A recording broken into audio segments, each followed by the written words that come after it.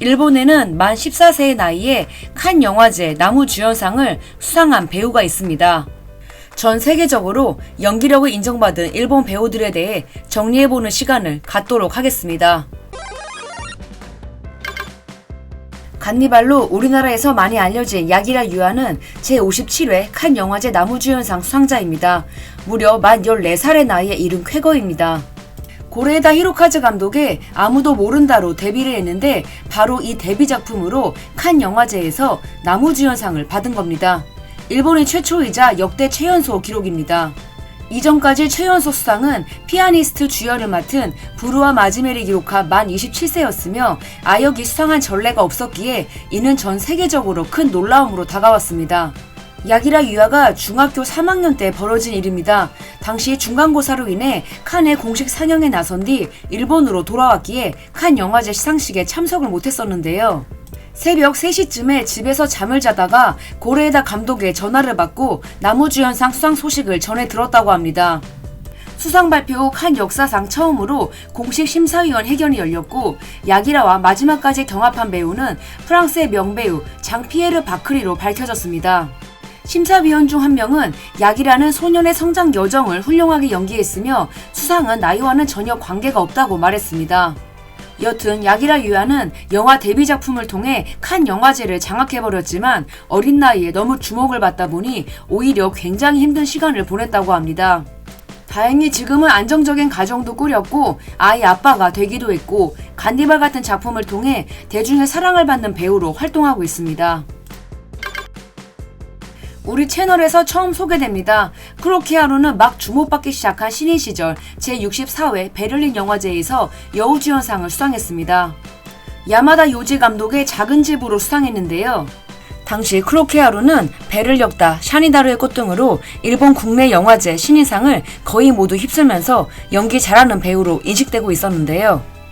바로 전분기에 사카이 마사토와 아라가키 유이가 함께한 드라마 리가라이2에서 오카다 마사키와 분투하는 변호사로 출연하면서 대중들에게 눈도장을 찍고 있는 시기이기도 했습니다.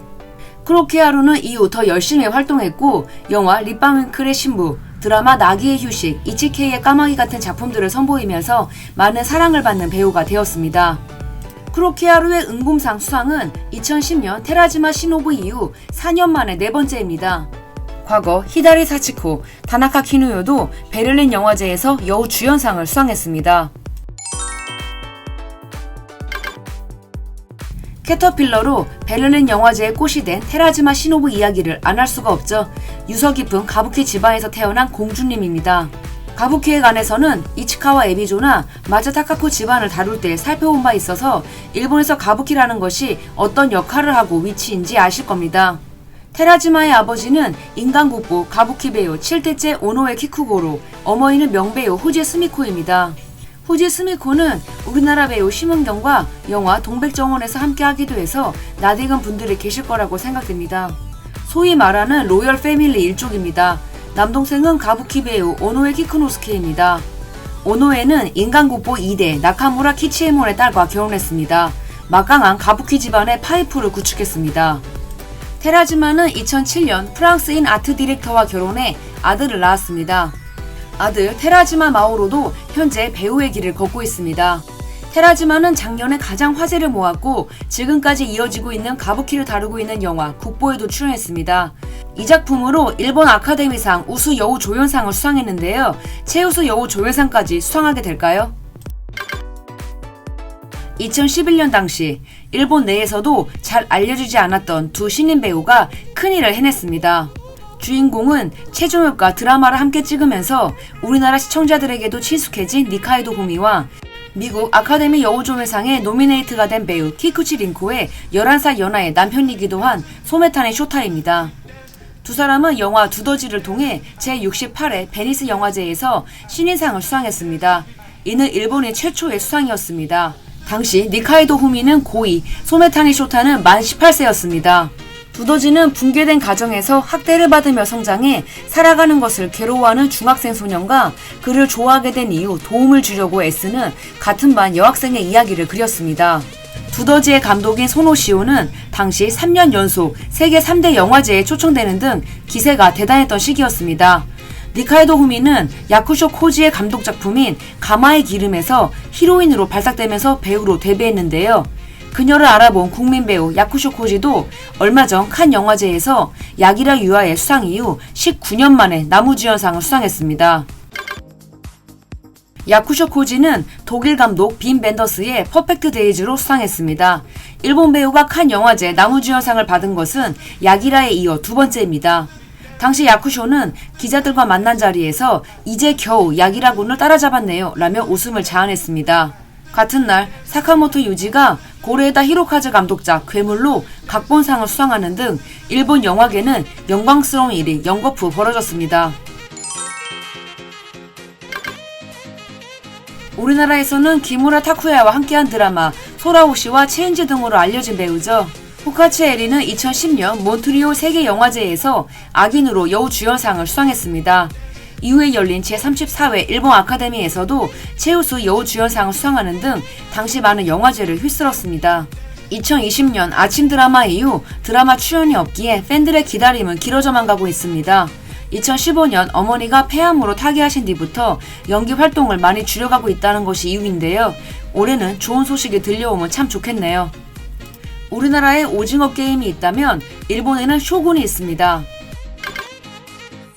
미국 TV의 아카데미 상으로 불리는 제76회 에미상에서 사나다 히로유키가 제작 주연을 맡은 드라마 쇼군이 작품상을 비롯해 총 18개 부문에서 수상의 영광을 안았습니다. 그중 주목할 것은 당연 배우상입니다. 사나다 히로유키와 사와이 안나가 각각 나무주연상과 여우주연상을 수상했습니다. 일본인 배우가 에미상을 수상한 것은 사상 최초의 일이었습니다. 쇼군은 일본의 전국시대를 무대로 무장과 그의 가신이 된 영국인 항해사 등을 둘러싼 이야기를 그리고 있습니다. 전 세계적으로 히트했습니다. 이후 사나다는 제82회 골든글로브상 시상식에서도 나무주연상을 수상했습니다. 일본인으로 최초 수상입니다. 2025년 4월 타임지는 세계에서 가장 영향력이 있는 100명 중 한 명으로 사나다를 뽑기도 했습니다.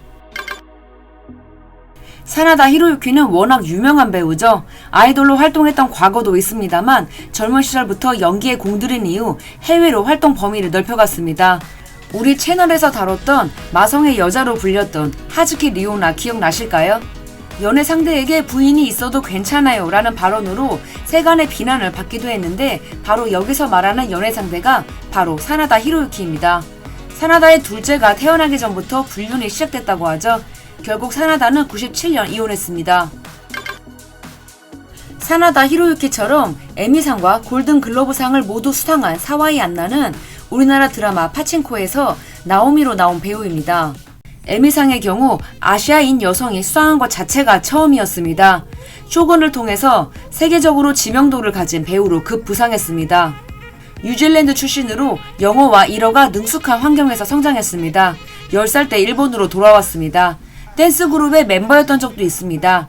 2009년 비주연의 헐리우드 영화 닌자 어쌔신을 통해 영화배우로 데뷔합니다. 이후 파친코에도 출연하면서 인지도를 높이게 됩니다.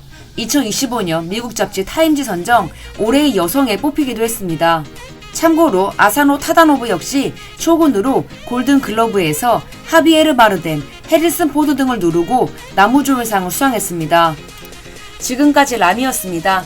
라미의 멀티뮤지엄은 여러분들이 보내주신 응원의 힘으로 운영되고 있습니다. 다시 한번 구독과 좋아요 부탁드릴게요. 즐거운 주말 되세요.